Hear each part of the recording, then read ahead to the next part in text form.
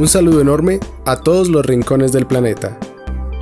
En este video vamos a continuar con la lectura del libro Evolución de Richard Dawkins.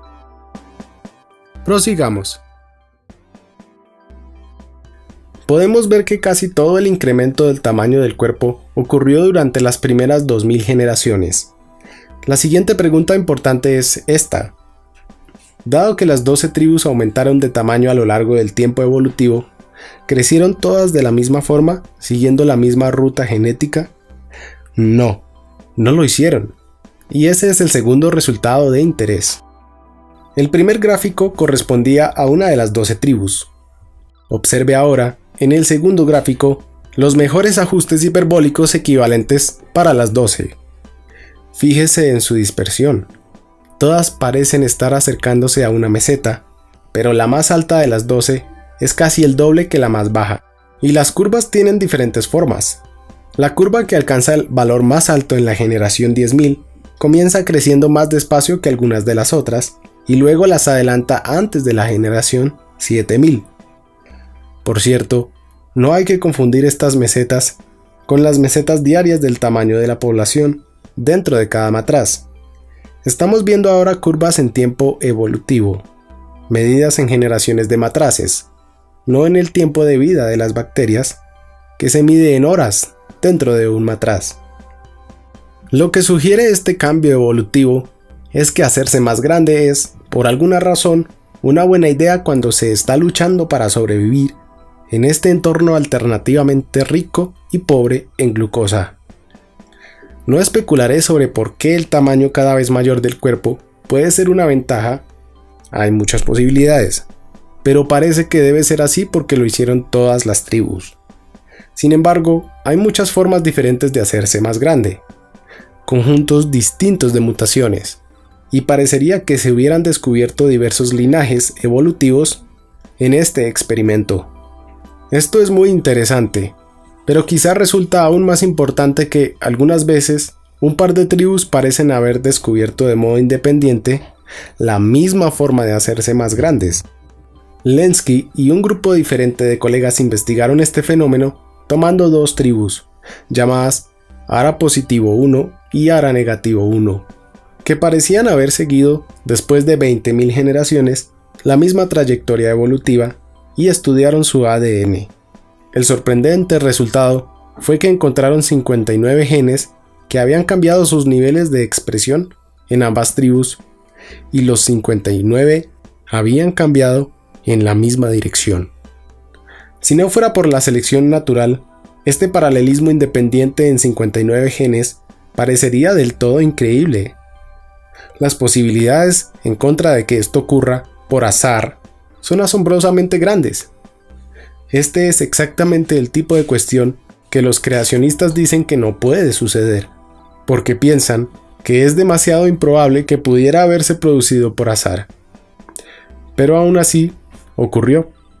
Y la explicación es, por supuesto, que no ocurrió por azar, sino debido a que la selección natural, gradualmente, paso a paso y de forma acumulativa, favoreció los mismos, literalmente los mismos, cambios beneficiosos en ambas líneas de modo independiente. La curva suave del gráfico, en la que se ve al aumento de tamaño de las bacterias a medida que pasan las generaciones, aporta evidencia a la idea de que la mejora es gradual. ¿Pero es tal vez demasiado gradual? ¿No cabría esperar que aparecieran realmente pasos a medida que la población espera a que se manifieste la siguiente mutación? No necesariamente.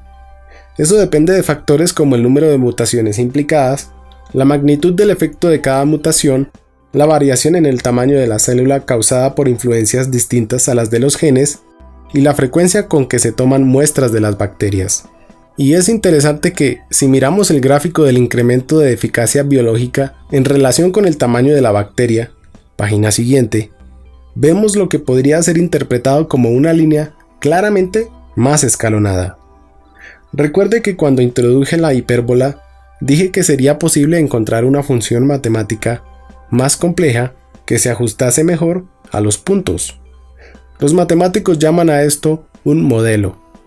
Podríamos ajustar un modelo hiperbólico a estos puntos, como en el gráfico anterior, pero aún podríamos obtener un ajuste mejor con un modelo de pasos, como el utilizado en la figura. No es un ajuste tan preciso como el de la hipérbola del gráfico de tamaño de las bacterias. En ninguno de los dos casos se puede probar que el modelo se ajusta exactamente a los datos, ni que eso se pueda conseguir alguna vez.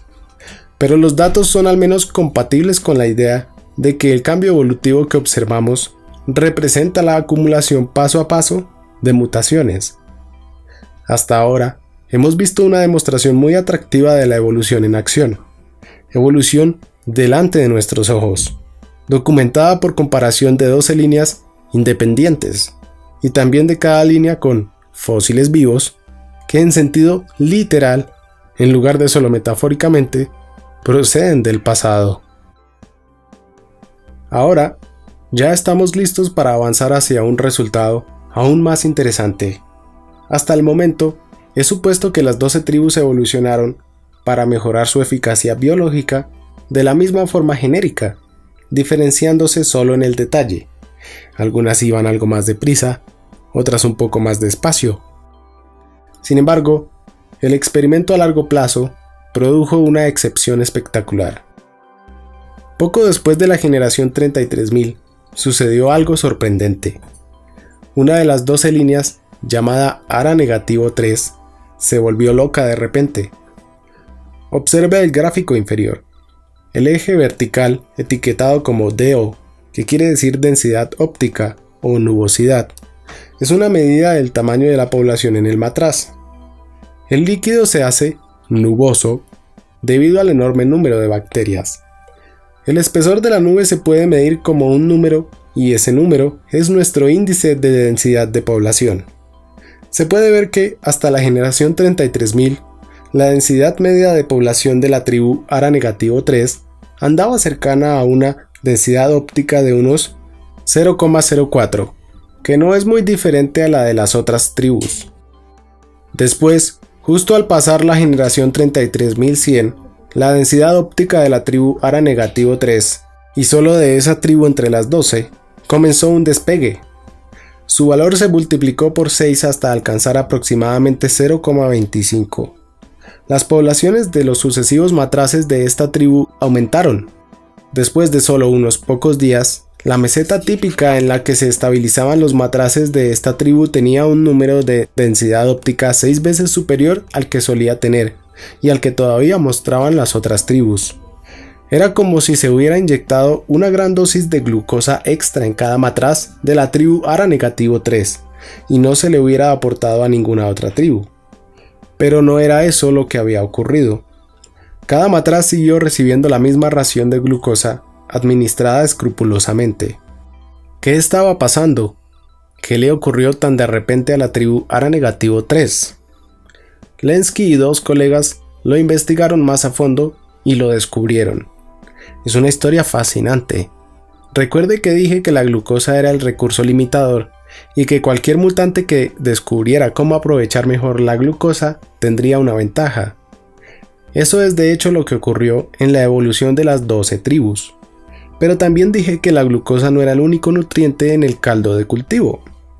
Otro era el citrato, relacionado con la sustancia que hace amargos los limones. El caldo contenía mucho citrato, pero E. coli normalmente no lo puede utilizar, al menos no cuando hay oxígeno en el agua, como era el caso en los matraces de Lenski. Pero si un mutante pudiera descubrir cómo aprovechar el citrato, se abriría un filón para él. Esto es exactamente lo que ocurrió con ARA-3. Esta tribu, y solo esta tribu, adquirió de repente la capacidad de alimentarse de citrato y glucosa, y no solo de glucosa. En consecuencia, la cantidad de comida disponible en cada matraz sucesivo en la secuencia se disparó, y también lo hizo la meseta en la que se estabilizaba diariamente la población de cada matraz sucesivo. Después de descubrir lo que tenía de especial la tribu ARA-3, Lenski y sus colegas se hicieron una pregunta aún más interesante. ¿Se debió este aumento repentino de la capacidad de obtener alimento a una única mutación espectacular tan extraña que solo una de las 12 líneas sucesorias tuvo la suerte de conseguir?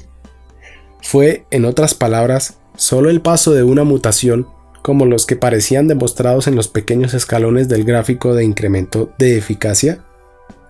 A Lenski le parecía poco probable por una razón interesante. Sabiendo el ritmo de mutación medio de cada gen en el genoma de cada bacteria, calculó que 30.000 generaciones era tiempo suficiente para que todos los genes hubieran mutado al menos una vez en cada una de las 12 líneas. Por tanto, parecía poco probable que fuera la rareza de la mutación lo que distinguió a ARA-3. Debería haber sido descubierta por otras tribus. Había otra posibilidad teórica, y extremadamente tentadora. Aquí es donde la historia se pone complicada, por lo que, si se le ha hecho tarde, sería preferible que siguiera leyendo mañana. ¿Qué pasaría si la brujería bioquímica precisa para alimentarse del citrato necesitara no solo una mutación, sino 2 o 3? No estamos hablando de 2 o 3 mutaciones que se construyen sobre las anteriores simplemente de forma aditiva. Si fuera así, sería suficiente con obtener las 2 mutaciones en cualquier orden. Cualquiera por sí misma nos haría avanzar medio camino hacia el objetivo, y cualquiera por sí misma proporcionaría alguna capacidad para nutrirse del citrato, pero no tanto como la que proporcionarían las 2 mutaciones juntas. Estaría a la par con las mutaciones que hemos comentado en relación con el incremento del tamaño del cuerpo. Pero una circunstancia así no sería lo bastante rara como para explicar la extraordinaria singularidad de la tribu ARA-3. No, la rareza del metabolismo del citrato sugiere que estamos buscando algo más parecido a la complejidad irreducible de la propaganda creacionista. Sería una vía metabólica en la que el producto de una reacción química alimentara a una segunda reacción, y ninguna pudiera hacer ningún progreso sin la otra. Esto requeriría 2 mutaciones, llamémoslas A y B, para catalizar las 2 reacciones. Con esta hipótesis necesitaríamos ambas mutaciones antes de que hubiera alguna mejora, y eso sería lo suficientemente improbable como para explicar el resultado observado, que solo una de las 12 tribus consiguiera esa hazaña. Todo esto es hipotético. ¿Podría haber descubierto el grupo de Lenski de modo experimental lo que en realidad estaba pasando? El caso es que consiguieron dar grandes pasos en esa dirección, haciendo un uso brillante de los fósiles congelados que tanto habían ayudado hasta entonces. La hipótesis, repitámoslo, es que en algún momento desconocido, la tribu ARA-3 sufrió una mutación, la mutación A. Los efectos de esta mutación no fueron detectados porque todavía faltaba la otra mutación necesaria, la B. Era igual de probable que la mutación B apareciera en cualquiera de las 12 tribus. De hecho, es posible que lo hiciera, pero B no es útil, no tiene en absoluto un efecto beneficioso, a menos que la tribu hubiera sido premiada con la aparición previa de la mutación A. Y ocurrió que solo la tribu ARA-3 fue premiada de esa manera. Lenski podía incluso haber escrito su hipótesis dándole forma de una predicción comprobable, y es interesante plantearlo así, porque es realmente una predicción, aunque en cierto sentido se refiere al pasado. Yo la hubiera planteado de esta manera, de haber sido Lenski. Descongelaría fósiles de la tribu ARA-3 de fechas correspondientes a varios momentos del pasado elegidos estratégicamente. Cada uno de estos clones de Lázaro comenzaría a evolucionar de nuevo con un régimen similar al del experimento principal, del cual serían aislados completamente. Y ahora, mi predicción. Algunos de los clones Lázaro descubrirían cómo aprovecharse del citrato, pero solo si fueron descongelados y sacados del registro fósil después de una generación crítica y particular del experimento original de la evolución. No sabemos todavía cuándo se dio la generación mágica, pero la identificaremos, en retrospectiva, como el momento en que, de acuerdo con nuestra hipótesis, la mutación A apareció en la tribu. Le encantará saber que esto es exactamente lo que encontró un estudiante de Lenski, Zachary Blunt, cuando llevó a cabo una serie de experimentos que involucraban aproximadamente a 40 billones de bacterias E. coli a lo largo de generaciones. El momento mágico resultó ser aproximadamente la generación 20.000. Los clones descongelados de ARA-3, posteriores a la generación 20.000 en el registro fósil, mostraron una mayor probabilidad de desarrollar, posteriormente, la capacidad de metabolizar el citrato. Ningún clon anterior a la generación 20.000 lo hizo. De acuerdo con la hipótesis, después de la generación 20.000, los clones estaban cebados para sacar ventaja de la mutación B cuando ésta llegara, y no hubo un cambio subsiguiente en la probabilidad, en ningún sentido, cuando el día de la resurrección de los fósiles era posterior a la fecha mágica de la generación 20.000. Fuera cual fuese la generación después de la 20.000 tomada como prueba de Blunt, la probabilidad de los fósiles para adquirir en algún momento la capacidad de metabolizar citrato se mantenía igual. Además, para los fósiles descongelados antes de la generación 20.000, la probabilidad de desarrollar la capacidad de metabolizar citrato era la misma que para las otras tribus. La tribu ARA-3, antes de la generación 20.000, era igual que las demás. Aunque sus miembros pertenecieran a la tribu ARA-3, no poseían la mutación. Pero después de la generación 20.000, la tribu ARA-3 estaba cebada. Solo ellos eran capaces de sacar partido de la mutación B, cuando aparecía, como ocurrió probablemente en otras tribus, pero sin efecto. Hay momentos de gran alegría en la investigación científica, y seguro que este fue uno de ellos. La investigación de Lenski muestra, en un microcosmos y en el laboratorio, de forma extremadamente acelerada, para que pueda ocurrir delante de nuestros ojos, muchos de los componentes esenciales de la evolución por selección natural. Mutación aleatoria, seguida de selección natural no aleatoria. Adaptación al mismo entorno, independientemente por rutas separadas. Acumulación de mutaciones sucesivas en los predecesores para producir un cambio evolutivo. Dependencia de los genes para sus efectos de la presencia de otros genes. Y todo ocurriendo en una fracción del tiempo que normalmente tardaría la evolución. Esta exitosa historia de esfuerzo científico tiene una secuela cómica. Los creacionistas la odian. No solo muestra la evolución en acción, no solo muestra nueva información que penetra en los genomas sin la intervención de un diseñador, hecho que a todos les han dicho que es posible negar. Dicho, porque la mayoría no entiende qué significa información. No solo demuestra el poder de la selección natural para provocar combinaciones de genes que, por los cálculos triviales que tanto gustan a los creacionistas, deberían ser tanto como imposibles. También mina su dogma central de complejidad irreducible. No es de extrañar, por tanto, que estén desconcertados con la investigación de Lenski y deseosos de encontrar un error en ella.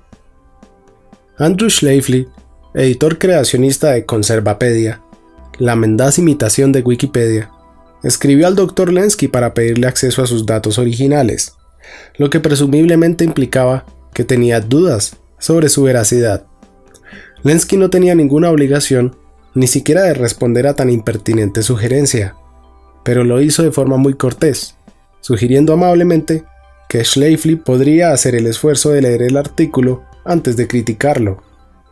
Lenski continuó explicándole que sus mejores datos estaban almacenados en forma de cultivos congelados de bacterias que cualquiera podría examinar para verificar sus conclusiones. Señaló que estaría encantado de enviar muestras a cualquier bacteriólogo cualificado para manejarlas, dado que en manos no entrenadas podrían llegar a ser muy peligrosas.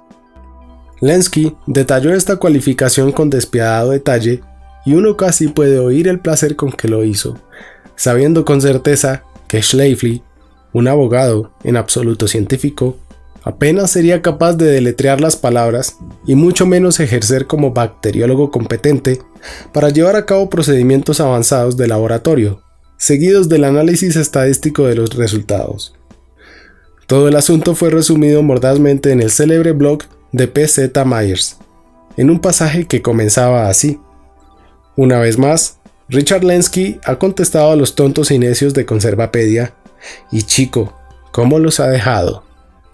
Los experimentos de Lenski, especialmente los que utilizan la ingeniosa técnica de la fosilización, muestran el poder de la selección natural para crear cambio evolutivo a una escala temporal que los humanos podemos apreciar en vida. Pero las bacterias proporcionan otros ejemplos impresionantes, aunque menos desarrollados. Muchas cepas de bacterias se han hecho resistentes a los antibióticos en periodos de tiempo espectacularmente cortos. Después de todo, el primer antibiótico, la penicilina, fue desarrollado hace relativamente poco tiempo y en condiciones heroicas por Florey y Chain durante la Segunda Guerra Mundial. Desde entonces, se han seguido produciendo nuevos antibióticos y las bacterias han terminado por volverse resistentes a la práctica totalidad. Hoy en día, el ejemplo más inquietante es la MRSA, Staphylococcus aureus, resistente a la meticilina, que ha conseguido que muchos hospitales sean lugares peligrosos. Otra amenaza es C. diff, Clostridium difficile. De nuevo, tenemos aquí a la selección natural favoreciendo a cepas resistentes a los antibióticos. Pero a este efecto hay que sumarle otro. Un uso prolongado de antibióticos tiende a matar a las bacterias buenas del estómago, junto con las malas. C. diff, resistente a la mayoría de los antibióticos, se ve muy favorecida por la ausencia de otras especies de bacterias con las que normalmente competiría. Este es el principio de el enemigo de mi enemigo es mi amigo. Me molestó leer en un panfleto de la sala de espera de mi médico una advertencia sobre el peligro de no terminar los tratamientos con antibióticos. La advertencia no tenía nada de malo, pero fue la razón que se daba lo que me preocupó. El panfleto explicaba que las bacterias son más inteligentes, que aprenden a tratar con los antibióticos.